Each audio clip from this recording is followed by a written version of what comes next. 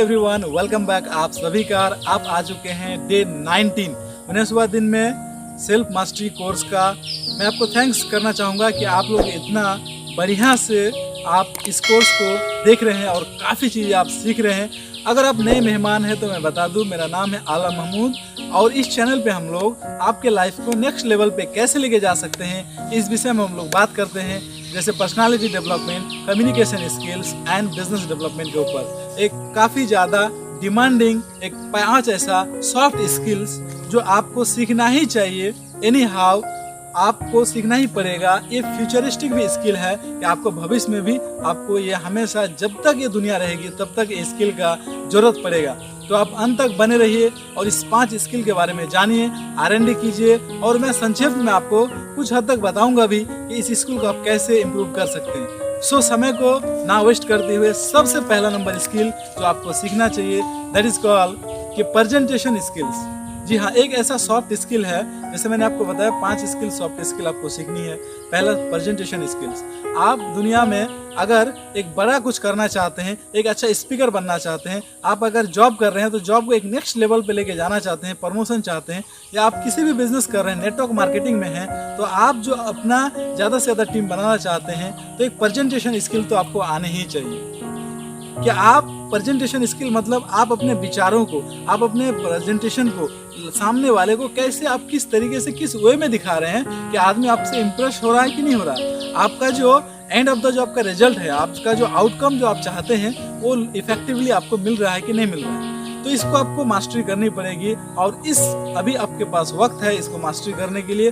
तो मैं आपको 5 ऐसा पॉइंट बताऊंगा कि अगर आप उसको यूज़ करते हैं, आप अगर वो टैक्टिक्स यूज़ करते हैं तो आप एक प्रेजेंटेशन स्किल एक धमाकेदार तरीके से दे सकते हैं। तो सबसे पहला नंबर जो आपको सीखनी चाहिए कि आपका जो डायरेक्शन है, मतलब आपका एक सिंगल डायरेक्शन होना चाहिए। मतलब जिस भी प्रेजेंटेशन को आप दे रहे हैं तो एक डायरेक्शन होना चाहिए।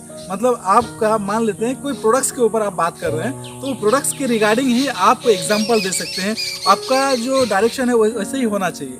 ऐसा नो आप वहाँ पे पॉलिटिक्स का बात नहीं कर सकते हैं, वहाँ पे आप कुछ अदर टॉपिक्स को आप नहीं ले सकते हैं जो आपके प्रेजेंटेशन का हिस्सा पार्ट नहीं है। जी हाँ, तो आपका सिंगल वे, वन वे होना चाहिए डायरेक्शन आपका प्रेजेंटेशन का, ताकि आपका ऑडियंस कंफ्यूज ना हो जाए कि मुझे समझा क्या रहा है, राइट। लास्ट में उनको समझ में नहीं आया कि वो आप समझाए क्या। सो आपको ये चीज़ का ध्यान रखना। एंड सेकंड पॉइंट जो आप प्रेजेंटेशन को अच्छे तरीके से देने के लिए आप कर सकते हैं, आपका प्रेजेंटेशन लॉजिकली और इमोशनली होना चाहिए, बाउंडिंग होना चाहिए उसमें। लॉजिकली और इमोशनली का मतलब कि लोग अक्सर डिसीजन लॉजिक से नहीं इमोशनली लेते हैं।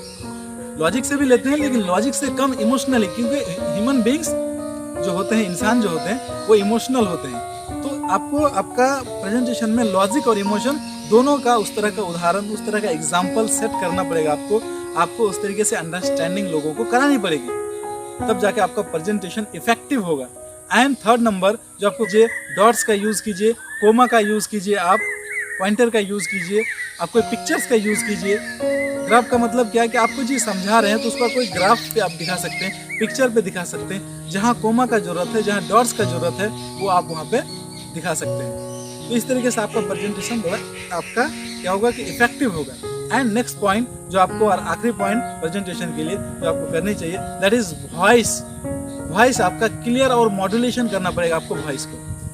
वॉइस क्लियर और मॉड्यूलेशन का मतलब हुआ कि आप कहाँ पे आपको ऊंची आवाज में बोलना है, कहाँ पे धीमा बोलना है, किस सेंटेंस पे आपको ज्यादा फोकस करना है, किस में कम करना है। तो आपको वॉइस के ऊपर काफी ज्यादा आपको काम करना पड़ेगा कि आपका वॉइस क्लियर आना चाहिए। एंड नेक्स्ट जो आपको सॉफ्ट स्किल सीखना चाहिए that is team work. Team कैसे बनाते हैं, टीम वर्किंग कैसे करते हैं, लोगों के साथ में टुगेदर काम कैसे करते हैं, ये तो आपको सीखनी ही चाहिए। अदरवाइज आप कोई भी बड़ा काम नहीं कर सकते हैं, क्योंकि आप बड़ा काम करेंगे तो आपको टीम चाहिए, राइट।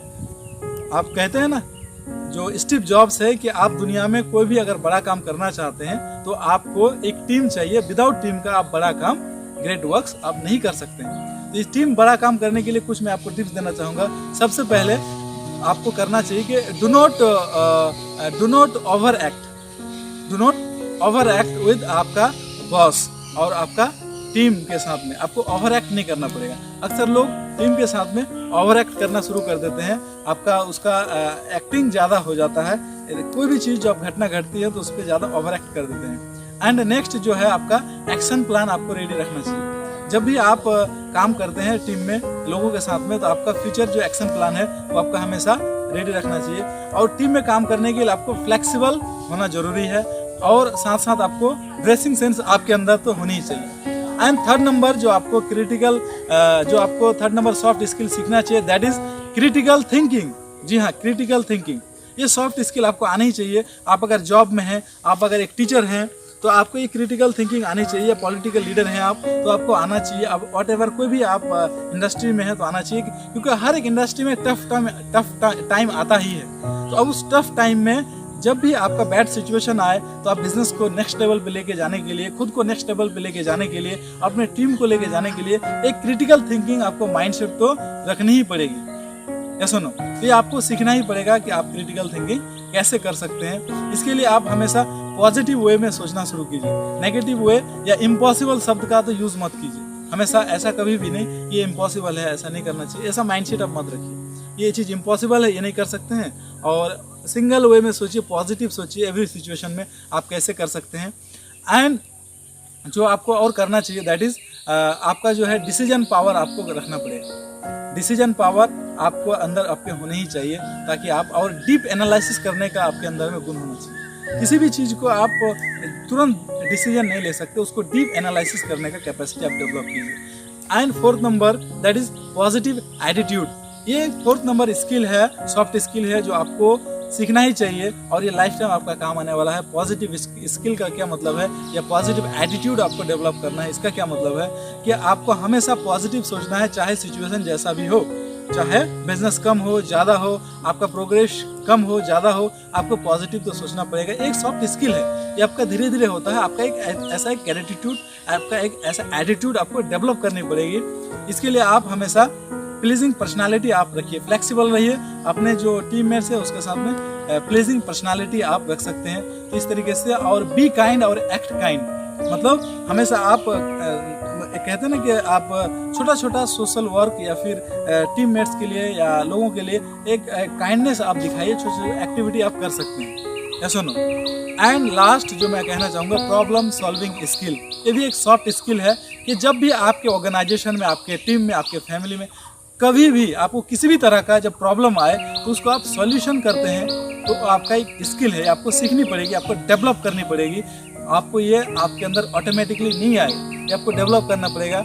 जब भी कोई प्रॉब्लम आता है तो आप प्रॉब्लम ओरिएंटेड है कि आप सॉल्यूशन ओरिएंटेड है।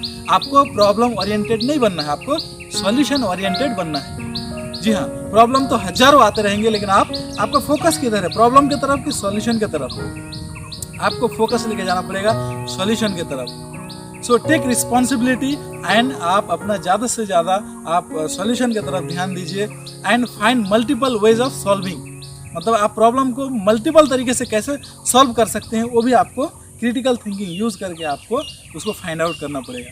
तो मैंने आपको 5 स्किल बताया, 5 सॉफ्ट स्किल बताया, जो आपको लाइफ टाइम ये काम आने वाला है, और आप इसको मास्टरी कीजिए। और अभी आपके पास वक्त है ये सारी चीज़ें सीखने के लिए।